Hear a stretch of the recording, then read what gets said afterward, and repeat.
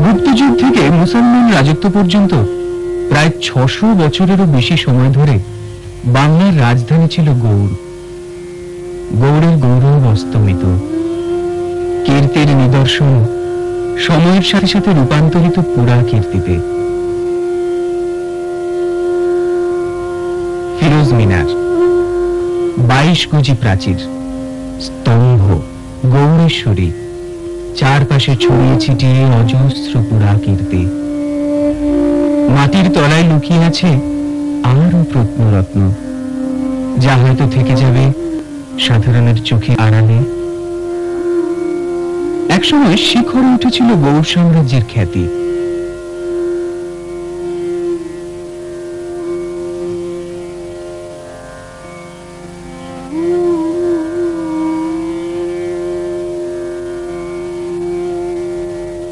পাল সেন রাজবংশের পরে রাজত্ব করেছিল তুর্কি, মুঘল, পাঠান, হাবসি। বহু দূর বিস্তৃত ছিল গৌড় সাম্রাজ্যের সীমানা। হিমালয়ের সামদেশ থেকে সুন্দরবন, বিহার এবং বর্তমান বাংলাদেশের বিস্তীর্ণ অঞ্চল আজ সবই ইতিহাস। শুধু দীর্ঘশ্বাস ফেলছে এমনি কিছু স্থাপত্য। গোশ্বরী চণ্ডী বা দক্ষিণাকালী অনুশ্রুতি রাজাংশের আরাধ্য ছিলেন এই দেবী। এখন অধিষ্ঠান করছেন মাঠের মধ্যে, খোলা আকাশ নিচে। গৌড় প্রাসাদের প্রাকার, বিশাল রাজপ্রাসাদ, হারেম, অতিথিশালা, টাকশাল ঘেরা ছিল এই ২২ গজি প্রাচীরে। ২২ গজ উচ্চতায় ঘোড়সাওয়ার ছুটে যেত, পাশ দিয়ে বয়ে যেত গঙ্গার প্রশাখা জাহ্নবী। জাহ্নবী বিলীয়মান, প্রাসাদ হারিয়ে গেছে। প্রাচীরের ধ্বংসাবশেষ ঘিরে অস্তিত্বের সংকট। মনে পড়ে যায় ক্ষুধিত পাষাণ। প্রাসাদের অধিকাংশ ঘর বন্ধ থাকিত এবং সে সকল ঘরে আমি কখনো যাই নাই। প্রাসাদের নকশা করা মেঝের এই শেষ চিহ্ন।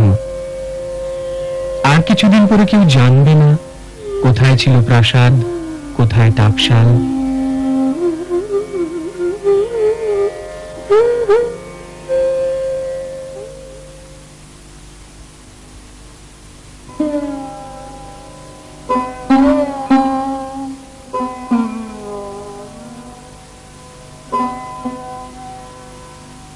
সময় ভয় করে মানুষ।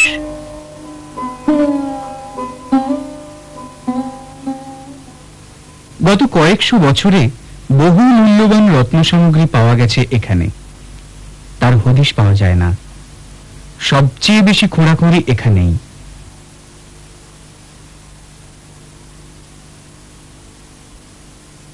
কেন? লোভ, পেটের দায়।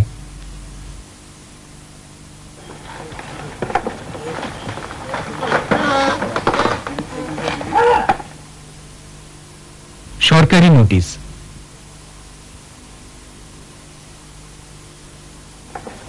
কাছেই চলছে অবাধ খোঁড়াখুঁড়ি। হঠাৎ দেখলে মনে হবে পুরাতাত্ত্বিক অনুসন্ধান শুরু হয়েছে, কিন্তু না, ইট তুলে বিক্রি মন দর। দুর্গ নগরীতে ঢোকার দক্ষিণ তরুণ দাখিল দরওয়াজা, পূর্ব তরুণ লুকোচুরি দরওয়াজা। কদম রসুল সংলগ্ন মুসাফিরখানার ভগ্নাবশেষ।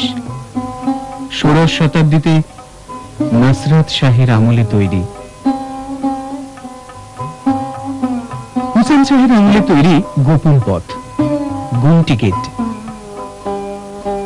চিকা মসজিদ, বরদুয়ারি। ভগ্নাবশেষের মধ্যেও দেখা যায় বাংলার ইটের কারুকার্য, মিনা করা স্থাপত্যের নিদর্শন।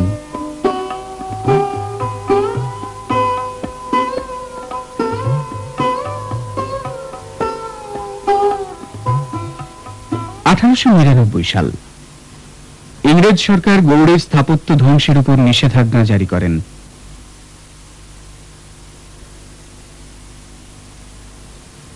ছড়িয়ে ছিটিয়ে থাকা এই ভগ্ন ইমারতগুলির আয়নার কতদিন? সম্প্রতি কলকাতা হাইকোর্ট এক জনস্বার্থ মামলায় এই বেআইনি খনন কাজ রুখতে কড়া নির্দেশ দিয়েছেন।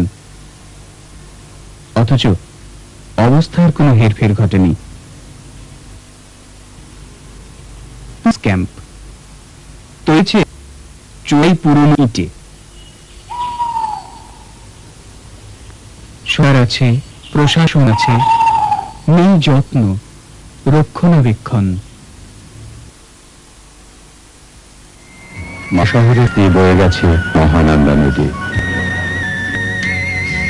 নদী পেরিয়ে শহরের উত্তর দিকে 20 কিলোমিটার গেলেই অতীতের পান্ডুয়া। পুরাণ উল্লেখিত পান্ডুয়া সুলতানি আমলে কিছুকালের জন্য বাংলার রাজধানী ছিল।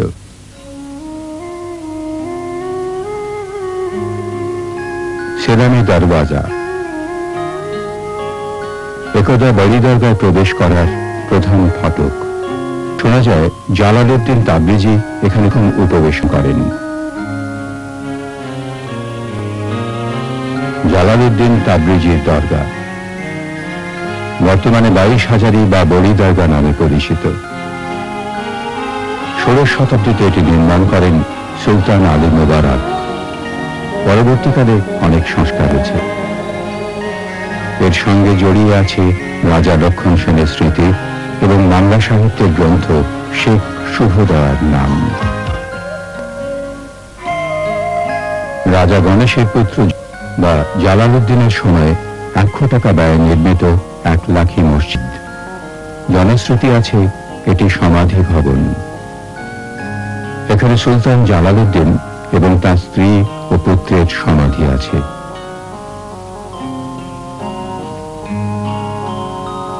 চারশো বছরের বেশি পুরনো কুতুব শাহী মসজিদ।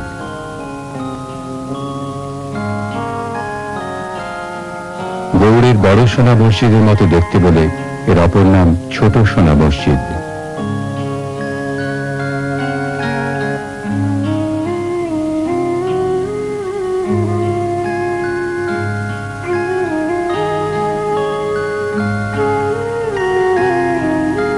ষোড়শ শতাব্দীতে নূর কুতুব বংশের মোহাম্মদ খালিদের পুত্র এটি নির্মাণ করেন।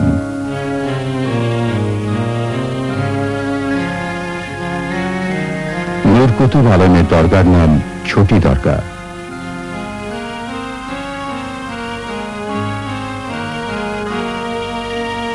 কুতুব আলমের মৃত্যুর 12 বছর পর এটি নির্মিত হয়।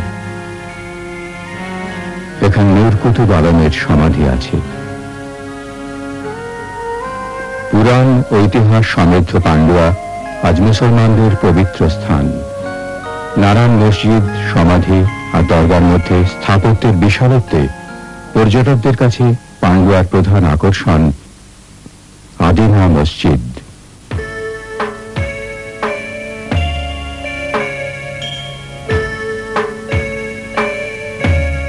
আদিনার মতো প্রকাণ্ড মসজিদ বাংলায় আর দুটি নেই। লম্বায় প্রায় 155 মিটার এবং চওড়ায় 92 মিটার।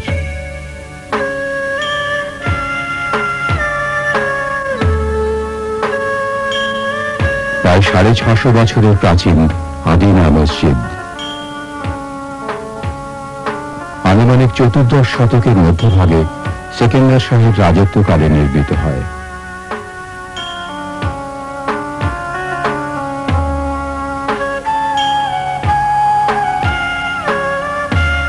আজ ভগ্নাবশেষের মধ্যে দাঁড়িয়ে সহজেই অনুভব করা যায় এর বিশালত্ব। পরিত্যক্ত বিশাল আদিনা মসজিদ একদা ভারতের স্বাধীনতা সংগ্রামের দুর্গ হয়ে উঠেছিল। ব্রিটিশের বিরুদ্ধে লড়াইয়ে শহীদ হয় কৃষক আন্দোলনের নেতা জিতু সাঁওতাল।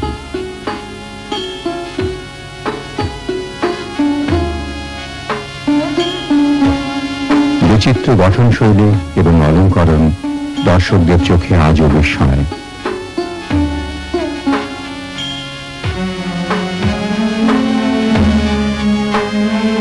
ভাড়া বাড়ার বিচিত্র ইতিহাস কালে কালে আদিনাকে করেছে বিধ্বস্ত, তবু সৌন্দর্য অম্লান।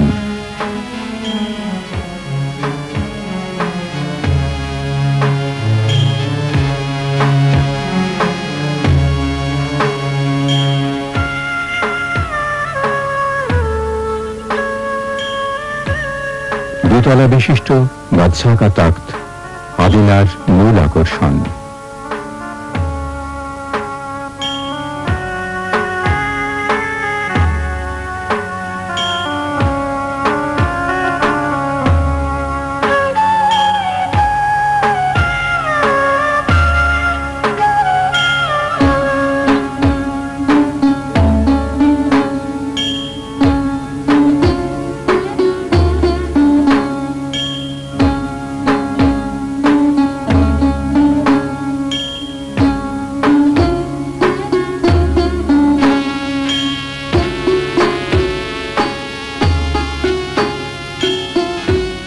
পাথর আর ইটের অদ্ভুত সংমিশ্রণে তৈরি আদিনা স্থাপত্য শিল্পের দৃষ্টান্তে স্বতন্ত্র।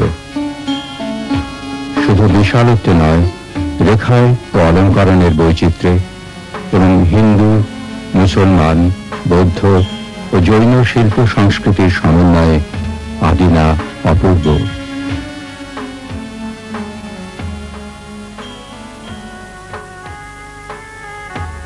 পান্ডু রাজার দালান। অজ্ঞাতবাসের সময় পাণ্ডবরা নাকি কিছুকাল এখানে ছিলেন। তখন এই অঞ্চল বিরাট রাজার শ্যালক কীচকের বাসস্থল। রাজনন্দিনীদের গোপন জলকেলির জন্য তৈরি হয়েছিল এই স্নানাগার। 1897 সালে প্রবল ভূমিকম্পে ধ্বংস হয় এমনই বহু নিদর্শন। প্রত্নশিকারীদের সেন দৃষ্টি এই অঞ্চলে। আরো এক স্নানাগার, খুঁজলে পাওয়া যাবে এমনই বহু নিদর্শন। দক্ষিণ দিনাজপুরের গঙ্গারামপুরের কাছে শিববাড়ির মন্দির, প্রত্নরত্নের অনন্য এক ভান্ডার। হঠাৎ দেখলে মনে হবে অখ্যাত কোনো সংগ্রহশালা।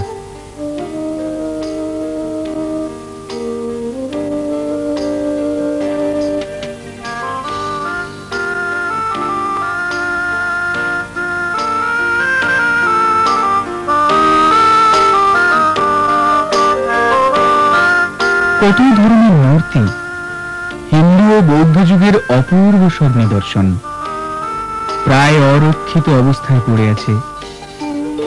প্রাচীন দেবকোটের প্রত্ন প্রাচুর্যে ভরপুর শিববাড়িতে গ্রামের মানুষ খুঁজে পেয়ে এসব নিয়ে এসে জড়ো করেন এই মন্দিরে।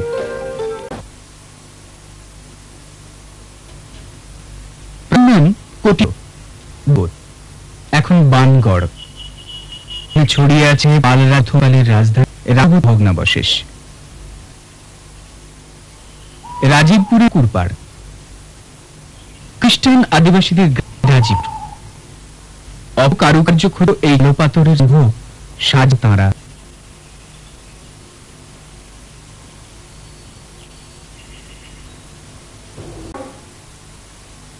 Rajibpur Catholic church. শিবের বাহন নন্দী এখানে কেন? স্তম্ভের উপর দাঁড়িয়ে মাতা মেরি। হলেই বা হিন্দু অথবা বৌদ্ধ স্থাপত্যের নিদর্শন। রক্ষা করছে চার্চ, অজস্র প্রত্ন সামগ্রী, পুরনো জলাশয় এখন চার্চের মালিকানায়। বানগড়ের ঢিবি। কলকাতা বিশ্ববিদ্যালয়ের উদ্যোগে 1932 থেকে 1938 সাল পর্যন্ত এখানে খনন কাজ চালানো হয়। পাওয়া যায় প্রাচীন নগর সভ্যতার নানা নিদর্শন।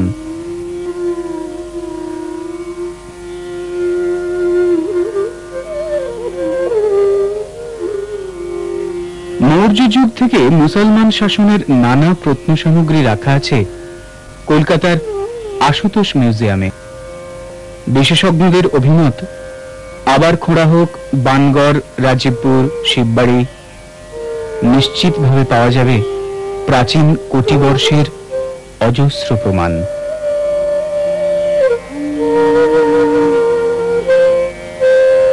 পীর বাবার মাজার।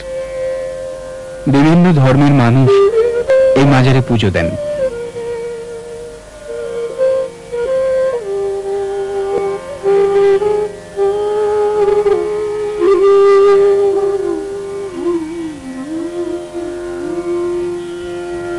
দিঘির ধারে প্রতি বছর মেলা বসে। পুরনো সুড়ঙ্গ পথ এখন বন্ধ।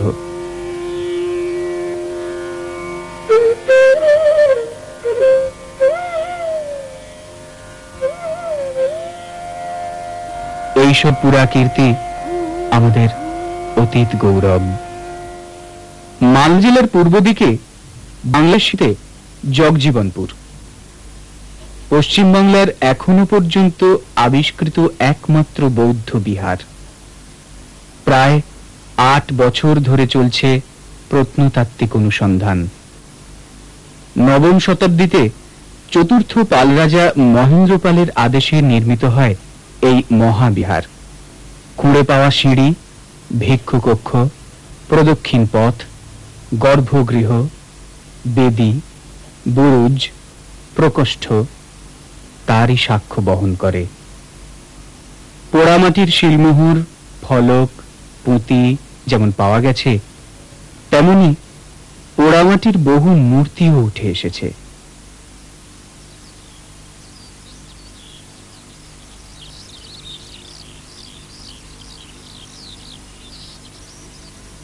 এই মূর্তিগুলির মধ্যে বুদ্ধ, মারীচি, বোধিসত্ত্ব, মঞ্জুশ্রী, অগ্নিদেব, সুপর্ণ বিশেষভাবে উল্লেখযোগ্য।